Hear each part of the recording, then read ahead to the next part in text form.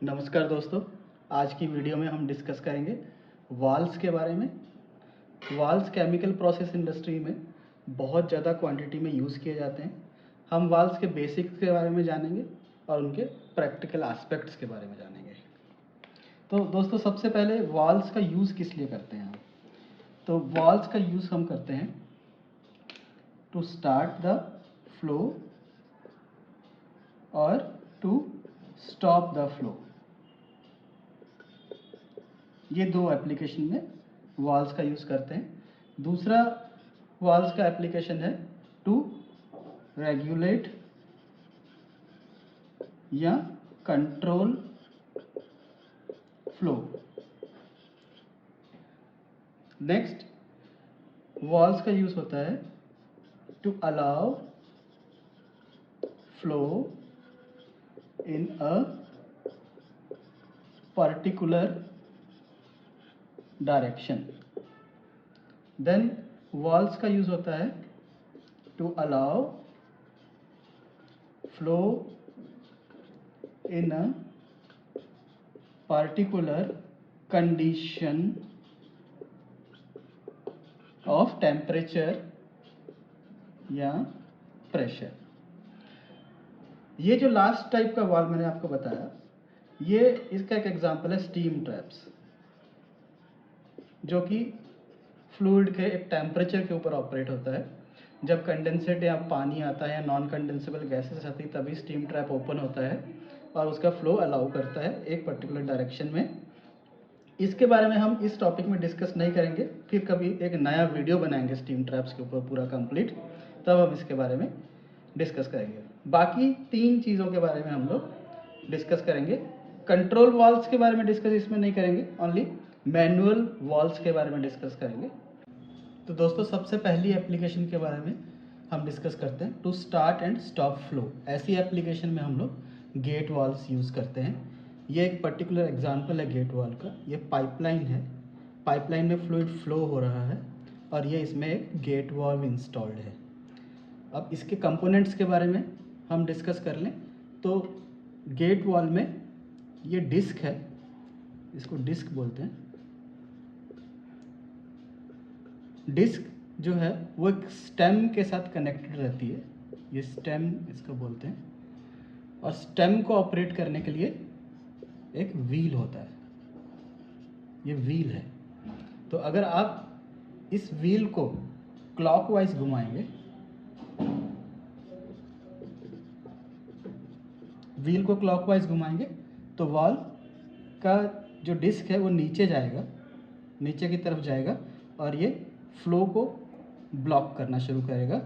तो वाल्व को अगर क्लॉकवाइज घुमाते घुमाते पूरा का पूरा डिस्क नीचे तक, हम इसको सीट बोलते हैं, सीट तक लेके आ जाएंगे तो वाल्व क्लोज हो जाएगा है। और अगर आप एंटी क्लॉकवाइज घुमाओगे, मतलब ऐसा घुमाओगे एंटी क्लॉकवाइज, तो ये वाल्व का डिस्क ऊपर की तरफ जाएगा और ये फ्लो को अलाउ करेगा और वाल्व ओपन हो जाएगा।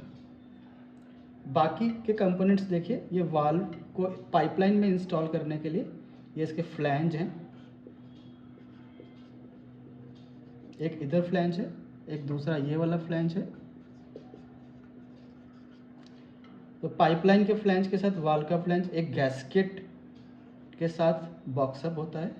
यहाँ पे बीच में गैस्केट डालते हैं ताकि वो टाइट सील कर दे पाइपलाइन के साथ और कोई भी फ्लूइड बाहर लीक ना हो। देन ये सीट है जहाँ पर डिस्क आकर नीचे बैठती है जब वाल्व को पूरा क्लोज कर देती है वो।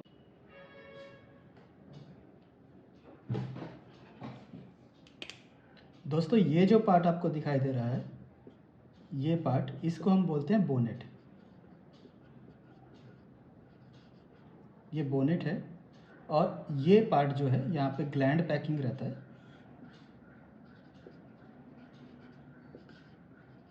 जो कि फ्लूइड को बाहर लीक होने से, क्योंकि स्टेम बोनेट के अंदर से जा रहा है और डिस्क के साथ कनेक्ट हो रहा है, तो ये पॉइंट जो है यहाँ पे ग्लैंड पैकिंग डाल के रखते हैं जो फ्लूइड को बाहर आने से रोकता है।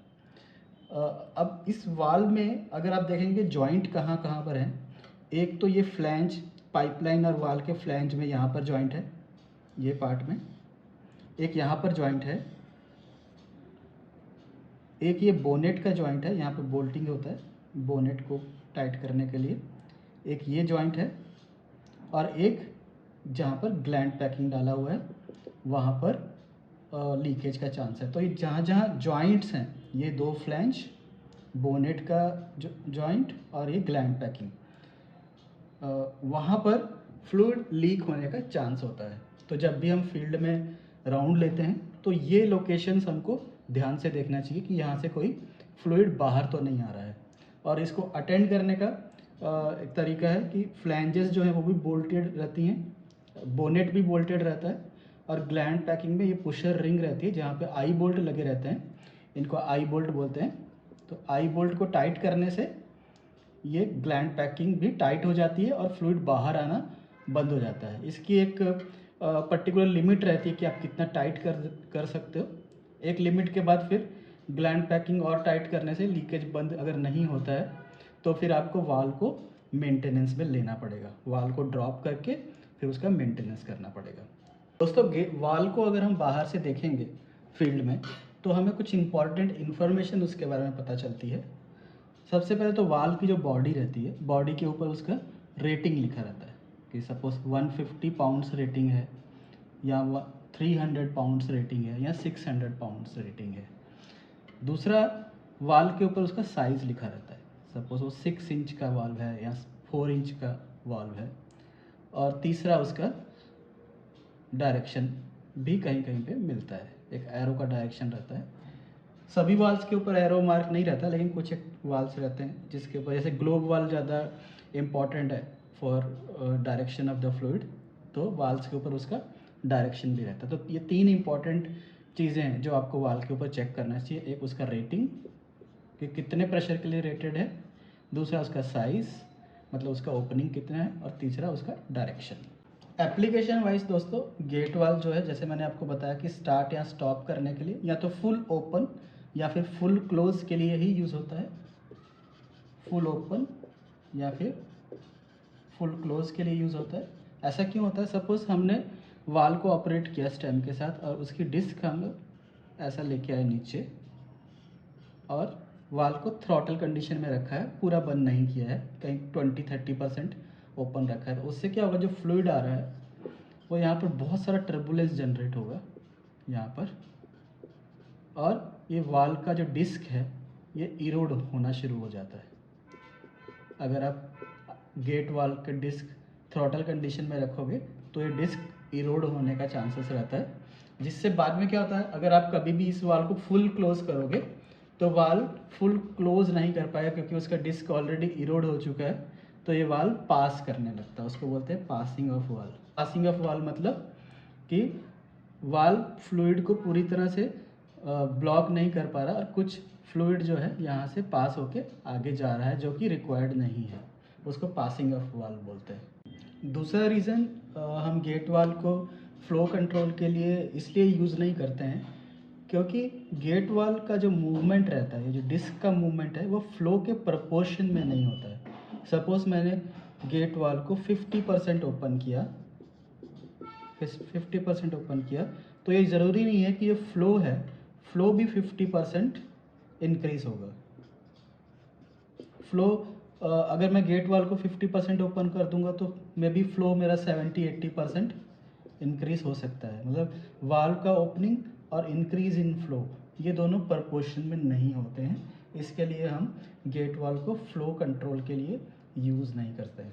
एडवांटेज है जो गेट वाल का मैं यहाँ पे डिस्कस करना चाहूँगा कि गेट वाल में मिनिमम प्रेशर ड्रॉप होता है क्योंकि वाल की जो ओपनिंग है वो पाइपलाइन की ओपनिंग के ऑलमोस्ट इक्वल होती है, तो इसलिए गेट वाल जो है वो मिनिमम प्रेशर ड्रॉप देता है for flow of fluid. Friends, अभी दूसरी एप्लीकेशन के बारे में हम डिस्कस करते हैं जो कि फ्लो रेगुलेशन में यूज़ होती है। और फ्लो रेगुलेशन के लिए हम लोग globe valves, mostly globe valves use करते हैं। ये मैंने एक ग्लोब वाल बनाया है इंटरनल।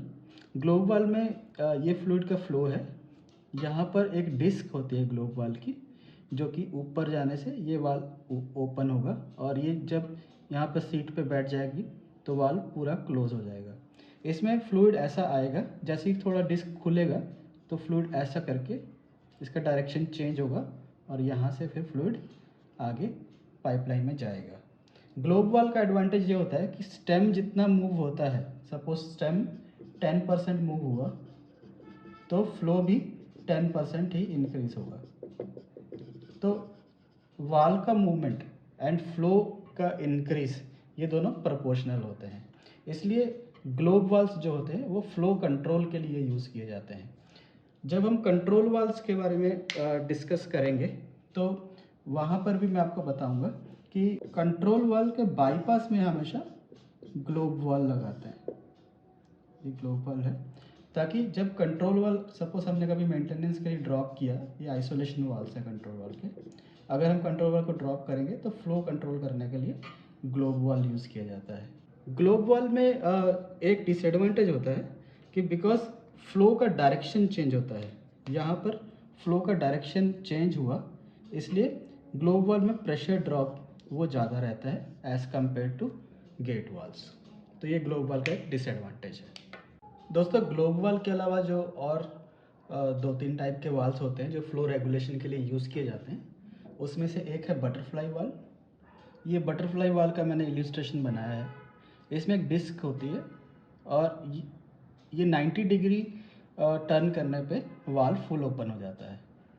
तो ये क्लोज कंडीशन दिखाई है बटरफ्लाई वाल्व की, और ये ओपन कंडीशन दिखाई है।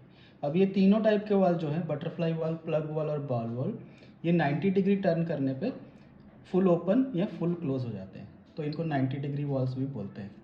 सिमिलरली प्लग वाल्व जो होता है उसमें डिस्क की जगह पे ऐसा एक प्लग होता है, तो ये फुल ओपन है, यहाँ से फ्लो जा सकता है, और जब इसको 90 डिग्री घुमा देते हैं तो सॉलिड पोर्शन वाल्व के सामने आ जाता है जो फ्लो को ब्लॉक कर देता है। उसके बाद है बॉल वाल्व। बॉल वाल्व में ये ओपनिंग रहता है जहाँ से फ्लो जा सकता है, जब इसको हम लोग 90 डिग्री रोटेट कर देते हैं तो फ्लो ब्लॉक हो जाता है। बटरफ्लाई वाल्व्स का वेट कम होता है और ये कॉस्ट में भी कम होते हैं। दोस्तों थर्ड वाल्व एप्लीकेशन के लिए हम डिस्कस करते हैं, जिसमें ये वाल्व फ्लूइड का फ्लो एक पर्टिकुलर डायरेक्शन में ही अलाउ करता है, रिवर्स डायरेक्शन में फ्लो को रोक लेता है। इसमें अरेंजमेंट ऐसा होता है, वाल्व के अंदर ऐसा एक डिस्क रहता है, रेड कलर का जो मैंने दिखाया है डिस्क है, ये स्प्रिंग के साथ कनेक्टेड रहेगा, यहाँ पे स्प्रिंग रहेगा। जैसे ही फ्लो स्टार्ट करेंगे और प्रेशर इंक्रीज होगा तो ये डिस्क जो है, जो इसके साथ लगी है, वो ऊपर उठ जाती है, ऐसे मूव हो जाएगी। जैसे जैसे प्रेशर बढ़ेगा तो ये डिस्क ऊपर की तरफ आएगी और फ्लो इस डायरेक्शन में होने लगेगा। जैसे ही यहाँ का प्रेशर डाउन जाएगा तो ये इस पे जो स्प्रिंग लगा है, स्प्रिंग बैकवर्ड एक्ट करेगा और ये डिस्क फिर से अपनी पहले वाली पोजीशन पे आके फ्लो को यहाँ पर रिस्ट्रिक्ट कर देगी। तो फ्लो का डायरेक्शन सिर्फ ये डायरेक्शन में हो सकता है, इस उल्टे डायरेक्शन में फ्लो नहीं हो सकता। चेक वाल्व्स का एक स्पेशल एप्लीकेशन है, इनको एनआरवी भी बोलते हैं। ये ऐसी सर्विसेज में यूज़ होते हैं जहाँ पर रिवर्स फ्लो अवॉइड करते हैं। जैसे फॉर एग्जांपल कोई फीड है जो रिएक्टर में जा रही है और हम नहीं चाहते कि रिएक्टर के कंटेंट उस लाइन में आए।